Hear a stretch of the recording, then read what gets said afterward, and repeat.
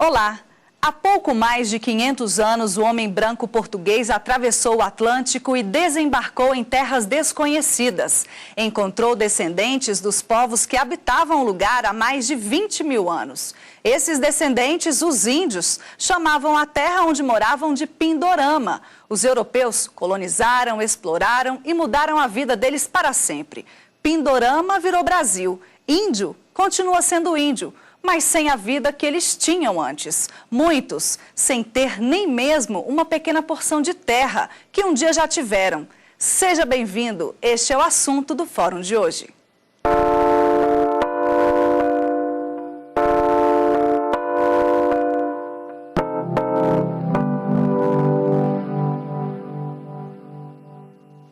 Um relatório do Conselho Nacional de Segurança Alimentar e Nutricional revela que os povos indígenas, Guarani e Kaiowá, vivem uma tragédia humana.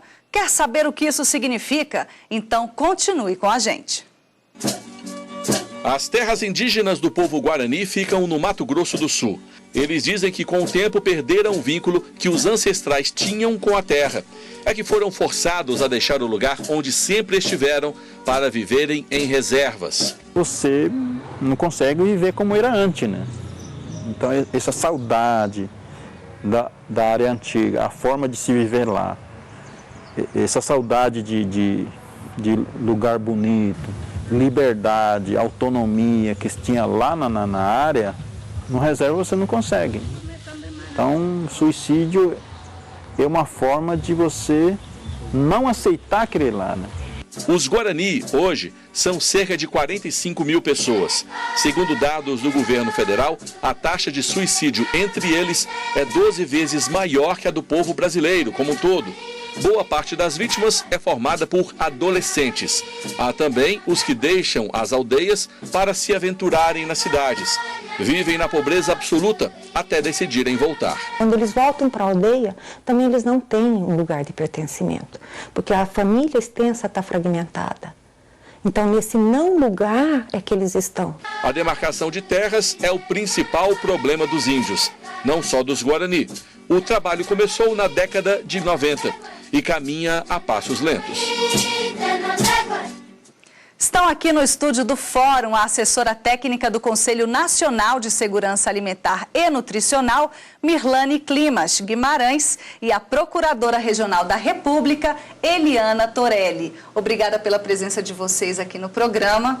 A gente pode começar falando sobre essa questão dessa tragédia alimentar, né, vivida pelos índios Kaiowá e Guarani. Você participou de uma missão e pode trazer muito bem essa prática para a gente. Sim.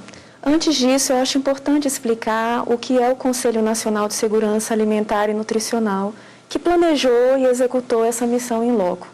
O Conselho é um órgão localizado na Presidência da República, que permite a participação da sociedade civil para fazer proposições, recomendações, monitorar as políticas públicas e, inclusive, receber denúncias de violações, especialmente do direito humano à alimentação adequada. Em função dessa atribuição, em 2016, o Conselho Nacional de Segurança Alimentar e Nutricional visitou 6 municípios no Cone Sul do Mato Grosso do Sul, entre os dias 28 de agosto a 2 de setembro de 2016. Nós visitamos principalmente as chamadas áreas de retomada, que são áreas tradicionais dos povos indígenas Guarani e Kaiowá, mas que tem algum tipo de impasse judicial, algum tipo de dificuldade na demarcação, na conclusão da demarcação.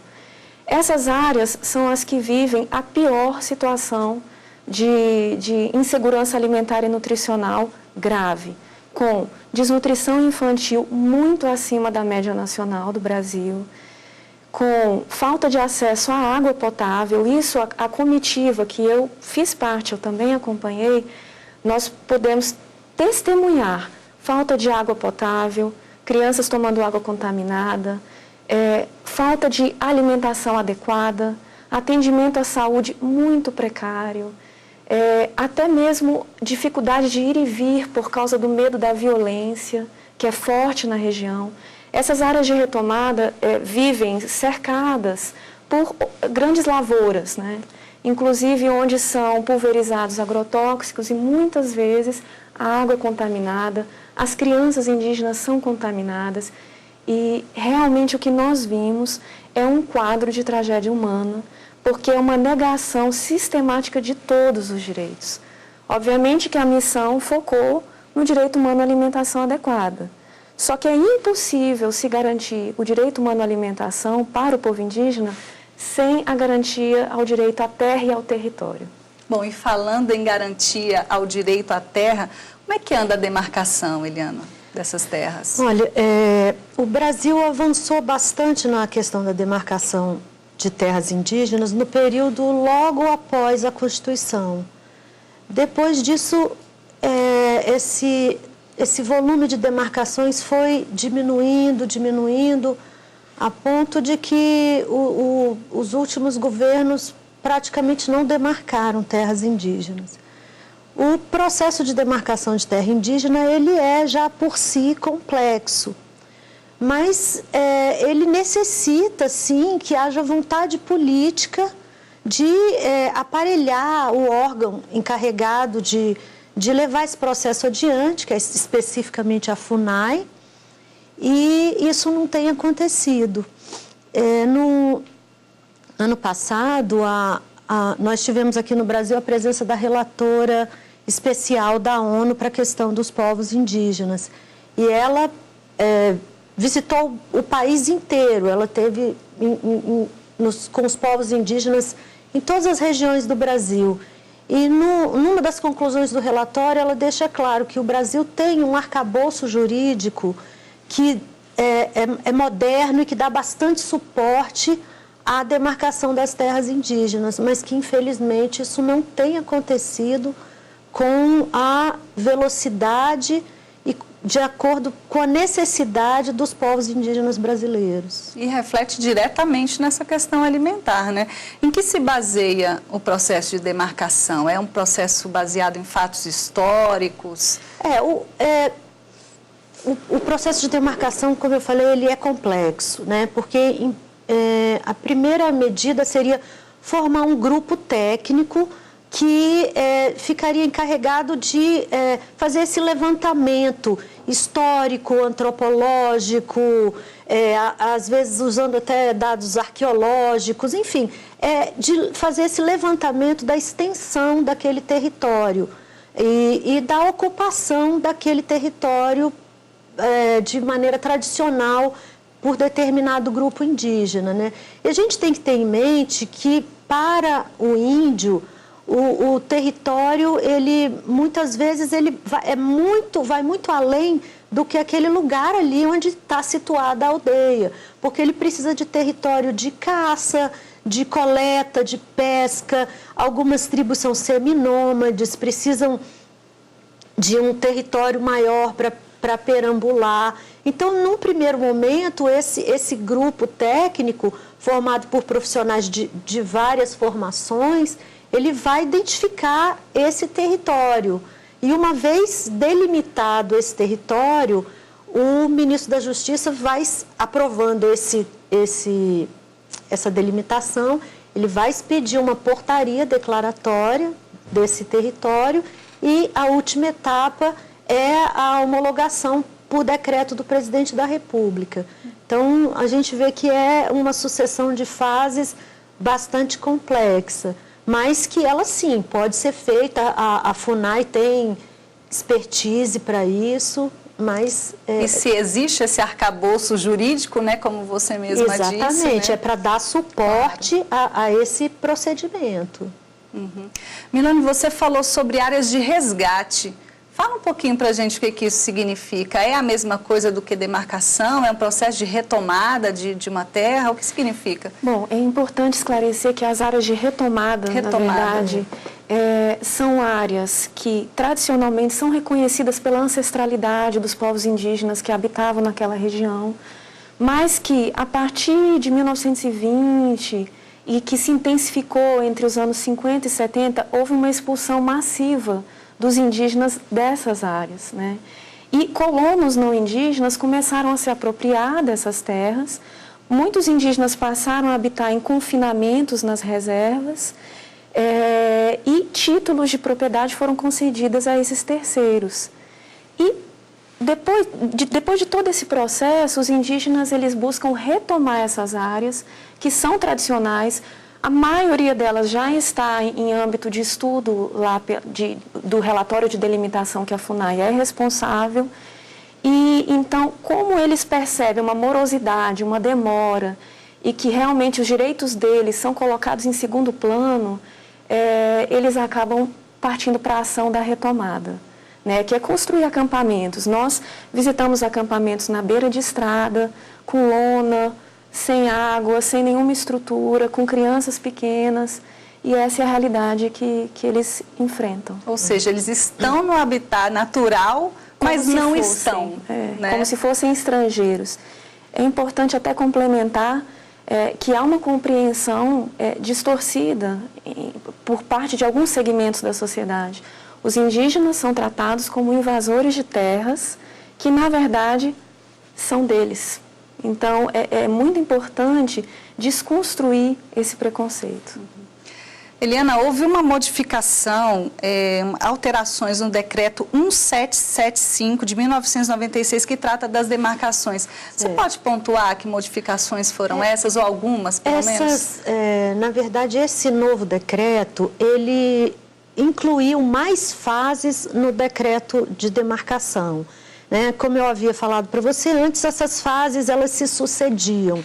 E esse novo decreto, ele incluiu revisões do trabalho já feito anteriormente, que serviram para burocratizar e fazer com que o trabalho ficasse mais demorado. Ou seja, o que já era demorado e bastante complexo, até não era complexo por acaso, é complexo pela própria natureza, né, da demarcação.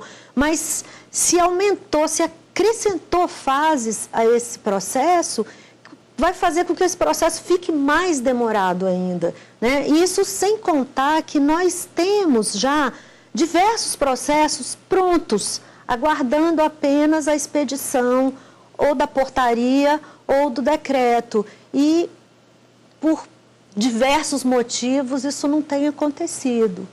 Não, isso causa, né, em toda a população indígena uma inquietação muito grande, né? Os Guarani Kaiowá, por exemplo, que estão nessas áreas de retomada, como a Mirlane falou, eles estão vivendo assim numa situação extremamente precária, às vezes em beira de estrada, crianças sofrendo atropelamento, toda série de doenças, né? E sem acesso a políticas públicas, que é uma grande queixa deles, né? E, como eu falei anteriormente, a relação do índio com a terra, ela é muito maior do que só morar em cima de um lugar, né? É dali que eles extraem a própria sobrevivência deles, eles têm esse, como os guaranis chamam, o tecorá, né? Que é o lugar onde eles se sentem bem. É uma questão que extrapola o físico também, exatamente, né? Extrapola o físico, inclusive muitas vezes tem uma dimensão espiritual, né, de presença dos ancestrais ali e tudo. Então é algo assim que tem que ser visto assim, sempre usando o enfoque da cultura daquele povo também, né? Não só esse olhar da sociedade envolvente. No próximo bloco a gente vai falar um pouquinho mais sobre essa identidade e a garantia dos direitos dos indígenas, porque agora o Fórum faz uma pausa, a gente volta daqui a pouco, depois do intervalo. Até já!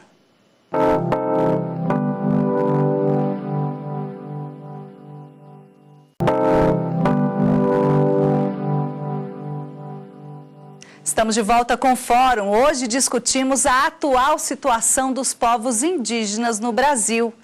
E a gente pode continuar a nossa conversa falando da Constituição. Quais são as garantias, Eliana, que a Constituição traz para os povos indígenas? Então, o artigo 231 da Constituição, ele traz uma proteção assim, bastante abrangente para os povos indígenas, porque ele não trata só do território, mas ele trata também da cultura, essa proteção geral ao modo de viver do índio, né? Porque a gente, quem é um pouquinho mais velho talvez se recorde, que há um tempo atrás a gente vivia uma doutrina de assimilação do índio, né? De integrar o índio à dita comunhão nacional. E a Constituição veio num sentido contrário, num sentido de respeitar a cultura e o modo de viver do índio e, sobretudo, garantindo o território, porque índio é terra, ele precisa do território dele para reprodução, esse é inclusive o termo que a Constituição usa, para reprodução física e cultural daquela população. Então, de fato, a proteção é bastante ampla, mas, assim, uma questão que tem, de fato, criado algumas indagações na demarcação das terras indígenas, é a questão do chamado marco temporal, porque há uma corrente que entende que só teria direito à demarcação da terra em seu favor aquele grupo indígena que estivesse habitando aquela terra por ocasião da entrada em vigor da Constituição, ou seja, em 5 de outubro de 88. Nós do Ministério Público entendemos que, na verdade, as constituições brasileiras fornecem proteção para os povos indígenas desde 1934. Foi a primeira Constituição que conteve esse dispositivo, e esse dispositivo foi, sim, sendo replicado em todas as outras Constituições. Então, a ordem constitucional brasileira sempre concedeu proteção ao índio. E como a Mirlane falou, muitos grupos indígenas foram expulsos das suas terras nesse movimento assim, de conquista do Oeste que foi sendo feito, né? Que foram sendo concedidos títulos de terras sobre terras indígenas. E esses povos, especialmente os guaranis, que são, até o modo de ser deles, eles não são tão guerreiros, eles são pacifistas, né? E eles foram aceitando isso em determinado momento, mas acabaram sendo confinados de tal maneira que eles viram que não teriam mais condição de sobreviver. Daí é que vem ocorrendo essa questão da retomada dos territórios. Mas, como eu falei, em termos de proteção jurídica, os nossos povos indígenas estão muito bem. E falando em proteção jurídica, aquele índio que não habita mais essa terra, ele tem as mesmas garantias que o índio que já está inserido na sociedade, que já usa celular, que já tem internet, acesso à internet? As garantias são as mesmas? São, sim. Quase um senso comum que, na verdade, precisa ser desconstruído, é de que o índio é só aquele que está no meio da floresta e que não usa roupa, né? E na verdade, isso não tem nada a ver, porque a identidade indígena, né, ela é pessoal, né? O grupo se autodeclara, a pessoa se reconhece como indígena. E assim como qualquer um de nós aqui, se eu for morar na Europa, eu não vou ser considerada europeia, eu continuo brasileira. Índio é índio em qualquer lugar. Índio é índio, o que faz o índio não é a maneira como ele se veste, né? Mas é a identidade que ele assume. Inclusive a Convenção 169 da OIT, da qual o Brasil é signatário, ela garante esse direito de autodeclaração. Então, aquela comunidade, aquela pessoa que se afirma como indígena, ela tem sim o direito de ser considerado indígena. Agora, para fugir desse preconceito, Mirlane, a gente escuta muito as pessoas falarem que existem índios que não se autodeclaram mais índios. Você percebeu isso lá na sua vivência durante essa missão? Eles falam a respeito disso, dessa autodeclaração, de assumir de fato essa identidade? Olha, o que nós ouvimos lá dos mais velhos é ainda uma convicção e uma firmeza e luta em defesa da identidade indígena. Mas os mais jovens, as crianças, por sofrerem preconceito, inclusive no ambiente escolar, até mesmo pela dificuldade da língua, algumas não conseguem falar o português com muita facilidade, elas realmente começam a sentir se envergonhar por ser indígena. Durante a missão, não ouvimos tantos relatos nesse sentido de problemas com a autodeclaração, mas nós podemos interpretar que o identificar-se como indígena gera uma série de dificuldades na vida social. Lá nós ouvimos que os indígenas, quando acessam o comércio local, são discriminados, a mídia local discrimina, há discriminação no ambiente escolar, há discriminação nos cartórios para se obter o registro civil. Então, assim, por causa dessa discriminação em relação à identidade indígena, eles ficam tolhidos de praticamente todos os direitos. E, por outro lado, complementando o que a Milane falou, na medida em que eles não se declarem como indígena ou que o Estado não tenha acesso a essa identificação, não reconheça essa identificação, eles ficam privados de certas políticas públicas que são direcionadas para as populações indígenas. Ou seja, então é um círculo vicioso, né? Que eles deixam de se declarar porque são discriminados e, por isso, eles não têm acesso a essas políticas públicas. E ao não se declararem, autodeclararem indígenas, eles não fazem mais parte da estatística, né? Que é o que baseia, né? E mesmo se declarando, eles relataram muitas dificuldades de obtenção de documentação civil. E isso dificulta o acesso às políticas públicas. Nesse sentido que ela falou, né, dessa dupla omissão do Estado brasileiro, de não demarcar as terras, aí, por causa da ausência de demarcação, os indígenas ficam excluídos de políticas públicas que são destinadas para eles. Alguns programas governamentais, há décadas, têm como normativa que só pode ser acessado em áreas regularizadas. Porém, os indígenas que vivem nessa situação de conflito, eles muitas vezes não podem receber uma ambulância dentro de suas comunidades. O atendimento emergencial ele fica dificultado.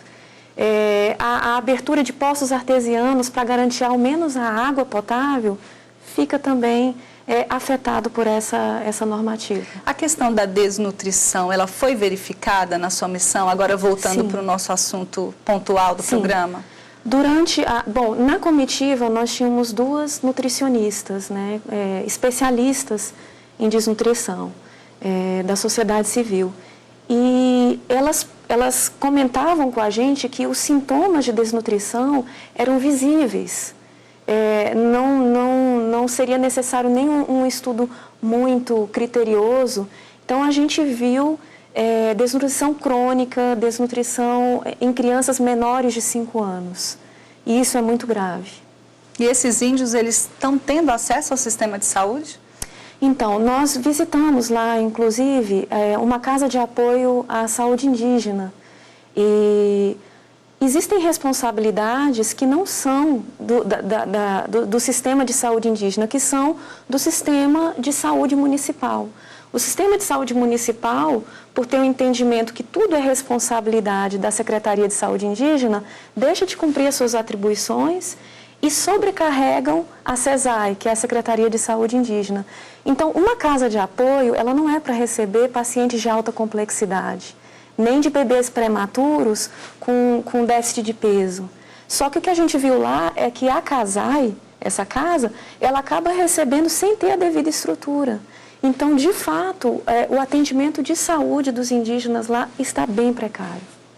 No Ministério Público, Eliana, quais são os principais casos que chegam lá relativos à questão indígena? Como a questão indígena ela é de atribuição federal, especificamente do Ministério Público Federal, nós temos, primeiro nós temos grandes conflitos com instalação de grandes empreendimentos, né? Você tem aqueles casos que, inclusive, ganharam a mídia internacional, como a hidrelétrica de Belo Monte, como a hidrelétrica de Telespires, todos esses grandes empreendimentos que muitas vezes não estão situados dentro da terra indígena, mas eles afetam, né, a vida daqueles povos indígenas, à medida que, às vezes, mudam o curso dos rios, enfim, eles afetam diretamente o modo de vida dessas populações indígenas. A questão da demarcação e conflitos territoriais são, são bastante comuns. no dia a dia dos procuradores da República, e questões também de saúde, né, de educação indígena, que a gente busca assegurar esse direito a uma educação que seja voltada para as realidades do indígena e que respeite a cultura do indígena também.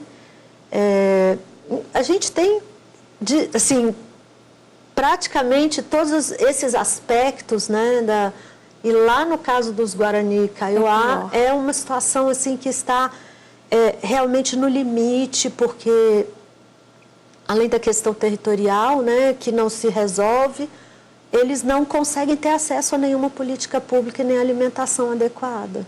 Ok, Eliana. Agradeço muito a presença de vocês, Eliana, Mirlane, aqui no Fórum, tratando sobre esse assunto que é tão necessário, né, para o nosso país. Porque o Fórum de hoje termina por aqui. Espero que você tenha gostado e possa rever este programa. Acesse tvjustiça.jus.br. Quer entrar em contato com a nossa produção? Mande um e-mail para forum@stf.jus.br. Agradeço às nossas convidadas por fazerem deste um programa esclarecedor e informativo. O Fórum aguarda por você numa próxima oportunidade. Até mais.